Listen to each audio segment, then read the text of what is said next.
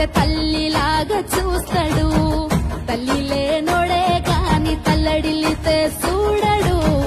మూడు కన్నులుండి కూడా ఎన్నడూ మురవడు.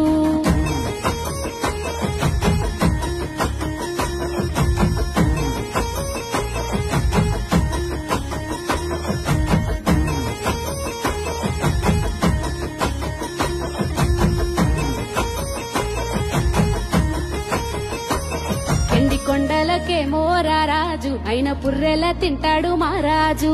బూడిదే బొట్టని మురిసేటోడు కాలే కట్టేలా ఉండే సుట్టపోడు. ఊపిరి పోసి ఉయ్యాలల్ల ఊపేవా